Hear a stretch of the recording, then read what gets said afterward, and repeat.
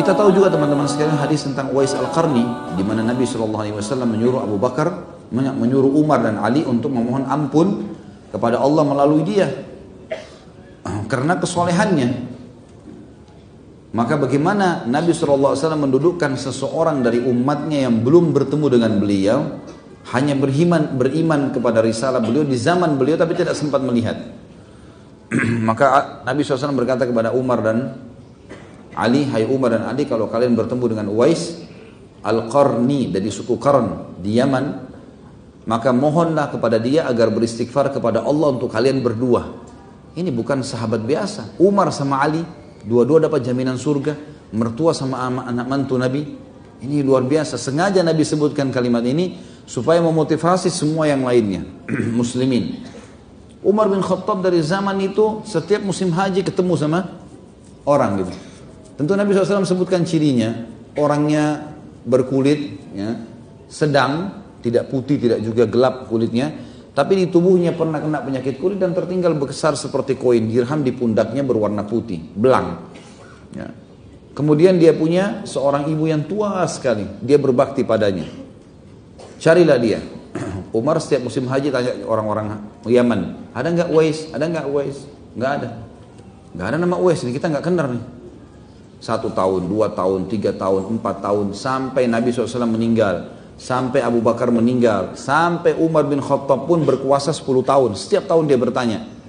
Di tahun terakhir, tahun 23, di tahun Umar bin Khattab meninggal dunia, di musim haji, baru dia dapat. Dia tanya orang-orang Yaman, mereka bilang, hai Amir Mu'minin, setiap tahun Anda bertanya masalah Uwais, kami nggak kenal. Lalu ada satu orang dari jemaah haji Yaman mengatakan, saya kenal wahai Amir Mu'minin, ada orang namanya Uwais, seorang pengembala kambing jauh di padang pasir, jauh di Yaman. Tapi saya tahu dia tahun ini haji. Umar langsung tersenyum, mana orangnya? Kalaupun betul dia pergi haji, maka dia akan tiba di hari ini dan hari itu. Maksudnya sebentar lagi tiba. Kalau Anda mau, biasanya penduduk Yaman datang dari arah sana. Umar setiap hari nunggu di situ.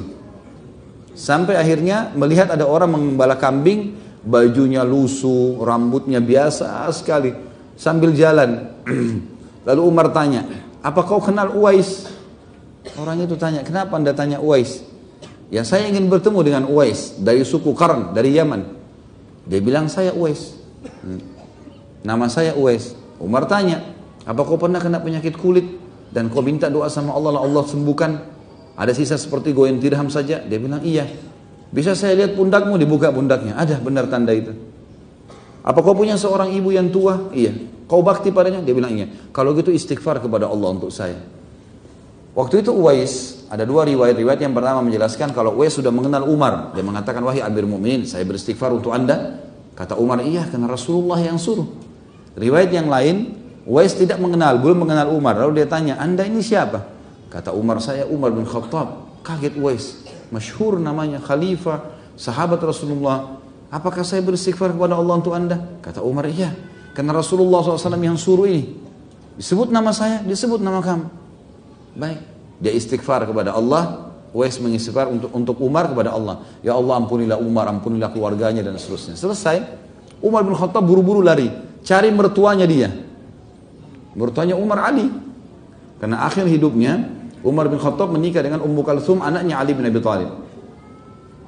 Kamu Ali, hai Ali, Uwais ada, buruan, temuin gitu. Ali lari-lari diantar sama Umar sampai tiba di sana, masih ada Uwais dengan gembalaannya. Hai Uwais, istighfar untuk Allah kepada saya. Kata Uwais, siapa Anda ini? Saya Ali bin Abi Thalib. Ali bin Abi Thalib. Ini luar biasa, ini tadi Umar, ini Ali lagi. Kaget dia, ini sahabat Nabi yang mulia. Kenapa? Rasulullah yang suruh. Lalu kata Umar, betul wahai Uwais, dua-dua kami ini disebutin namanya. Hai Umar, hai Ali, kalau ketemu dengan Uwais cirinya seperti ini, beristighfar kepada Allah. Rasulullah yang sebutin, iya. Baik, ya Allah ampunilah Ali, keluarganya, seterusnya. Selesai. Rupanya keduanya ini nggak bisa sabar, nyebarin ke muslimin. Kami sudah bertemu dengan Uwais. Seluruh orang musim haji cari Uwais. Cari. Keliling-keliling nggak ada yang ketemuin. Nggak ada yang temuin. Sudah nggak ada Uwais. Satu tempat haji dicari nggak ada. Sama gembalaannya semua nggak ada. Disebutkan di sebuah riwayat, sebuah asar yang menyebutkan tentang kisahnya, Beberapa tahun kemudian, sekitar 5-6 tahun kemudian, ada orang yang melihat Uwais Al-Qarni di Irak. Jadi di musim haji itu dia tidak ada. Dia udah pulang, dia udah lari, dia tahu ada masalah nih. Dia pulang gitu. Maka dicari, di Yaman pun orang cari. Di Yaman ini jemaah haji pulang cari Uwais semuanya. Gak ada. Udah ada hilang. 5-6 tahun kemudian ada orang mengatakan, saya bertemu dengan Uwais dengan cirinya di Irak. Dia sedang memungut makanan dari sampah muslimin. Orangnya miskin. Kemudian dia bersihkan makanan tersebut dan hampir setiap hari setelah dia bersihkan, dia tata makanan tersebut, kemudian dia membagi antara dia dengan orang-orang miskin yang lainnya. Dia bersihkan, kemudian dia bagi, kemudian dia keringkan kepada orang-orang itu. Makanya teman-teman sekalian keluar sebuah istilah, Uwais adalah hamba Allah yang tidak dikenal di dunia, tapi dikenal di langit. Tidak dikenal di bumi, tapi dikenal di langit. Maka jadilah kalian semua, ya, kata orang yang mengingatkan ini, orang-orang atau hamba Allah yang dikenal di langit dan bukan dikenal di dunia. Kalau orang bisa menggabungkan dua-duanya, alhamdulillah. Tapi yang paling penting bagaimana menjaga hubungannya dengan Sang Pencipta, Allah Subhanahu wa taala. Jadi orang-orang yang dekat dengan Allah, dan kisahnya cukup banyak teman-teman sekalian. Kalau kembali di YouTube ada ceramah saya tentang para tabi'in, kisah para sahabat yang luar biasa bagaimana kedekatan mereka kepada Sang Pencipta Allah. Maka itulah kata kunci untuk menjadi waliullah, dan memuji mereka, membaca kisah mereka, mendekatkan diri dengan mereka, loyal dengan mereka adalah sebuah ibadah yang sangat dianjurkan. Sebaliknya kalau menyakiti mereka maka akan mengundang murkahnya Sang Pencipta Allah.